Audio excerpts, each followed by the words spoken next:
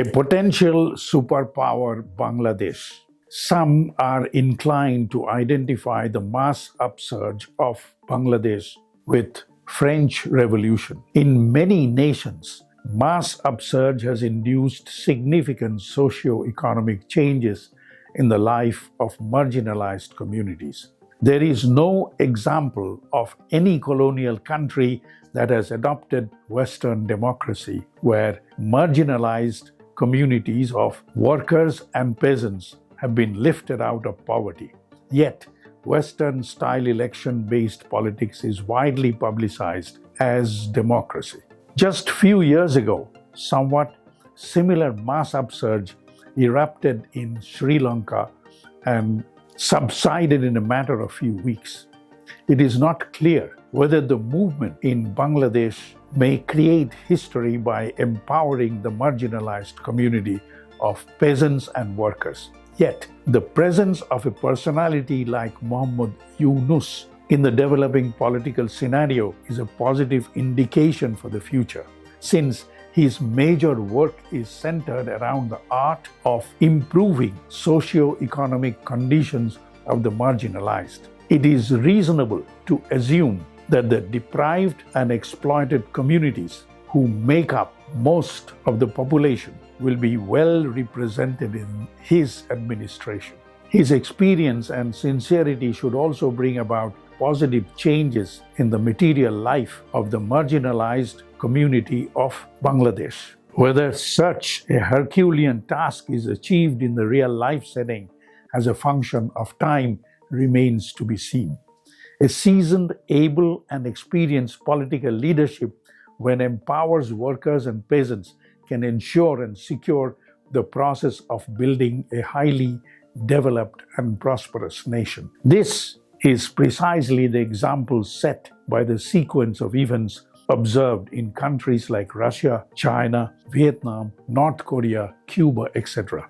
In case of emergence of any revolutionary changes in any of the South Asian countries, then it is more likely to be Bangladesh, since this nation has demonstrated their revolutionary tendencies at least 2 times over the last half a century. It might be of interest for all of us to realize, in case a revolutionary leadership committed to empower their marginalized population for the purpose of nation building, their first fierce resistance is likely to emerge from the reactionary government of India along with the Bhadralok community of West Bengal. About 90 million strong Bengali communities live in West Bengal. Of that, about 5% who might be considered as the guardian of leaders of this community are branded as Bhadralok. The remaining are marginalized workers, peasants, and unskilled laborers. The entire community of Bengalis in West Bengal are holding their breath and watching the development in Bangladesh. This community of Bhadralok has died while imitating and scavenging on Anglo-American leftovers. They take pride in declaring ignorance in their language, literature, history, tradition, and culture. In the state of West Bengal, the language Bangla, by design, has been kept detached from the means of livelihood, resulting in its deterioration. The official language of West Bengal, for all practical purposes, has become English. The state-owned Bangla medium primary schools are now being converted into English. So the so-called English medium schools are mushrooming all around. Interestingly, at the campuses of these schools, use of mother tongue results in penalty. This pernicious and malignant culture is spreading under the nose of an elected government and infecting society, causing irreversible damage. Corporate media is conditioning people to accept that even in this environment, according to the statistics of growth rate, per capita income, and balance of payment, impressive prosperity of the society has been induced by great administration of the state government. Contribution of Bangladesh into the world civilization, though not acknowledged but undeniable. The 170 million strong human resource of Bangladesh, enriched in 10,000 years of civilization, is our most valuable national wealth. As of now, there is no indication of leadership from peasants and workers in this mass upsurge. Islamic fundamentalists from Pakistan, CIA agents, and other opportunist elements seem to have infiltrated this movement, which explains why there is communal strife, bloodshed, and vandalism are spreading unchecked. Direction of this mass upsurge, if continues to flow in this same direction, then not only Bangladesh, but the socio-political environment of the entire South Asia will deteriorate to anarchy. That will allow political vacuum to be filled by unwanted opportunists, the external force. What is that force?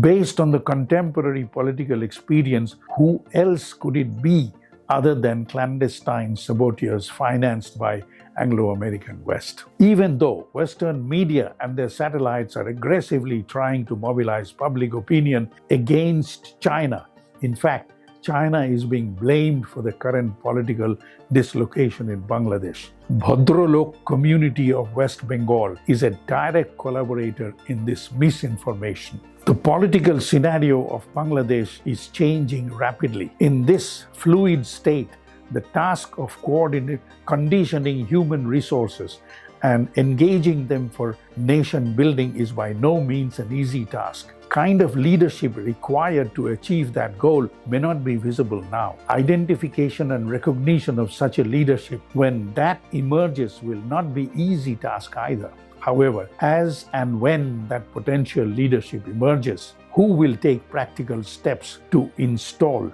free education system of international standard that is thoroughly conditioned by nation's own language, literature, history, tradition, and culture. A leadership that will inspire the nation to support practical steps to link language with the means of livelihood. A leadership that will install 5-star healthcare facilities of international standard for the entire nation. A leadership that will make the population to believe that they are one of the most brilliant nations on earth. Hence, they have the right to enjoy all that is best in this planet. This chaotic, disorganized, poverty-stricken existence, hankering for the career of cheap labor in Western labor market, doesn't befit them because they are one of the most brilliant nations on earth. The entire nation, including the 90 million Bengalis of West Bengal, is waiting to hear precisely this kind of slogan from a bold, brave, and committed leadership. If that leadership succeeds in arousing their massive human resource from slumber, that historical awakening will open the eyes of not only Bengalis of India, but the whole world will feel the vibration of Bengali awakening. The dormant people of Bangladesh are waiting to hear the footsteps of that brave leadership who can confidently declare that power of the 17 crore may be enormous, yet they are harmless. A faint tune of luring from that leadership is echoing and re-echoing throughout the entire nation of 17 crore Bangladeshis. Wording of that lure says, Tomar ashon shunno aji, He Bir Purno Karo. Whether that great moment has appeared or not will be verified in 2 steps. First, such achievement will lead to aggressive misinformation, disinformation, and fierce resistance against Bangladesh from the Anglo-American West. Next, active hostility from Hindu fundamentalists of India. Thanks. I am Kallol Guha.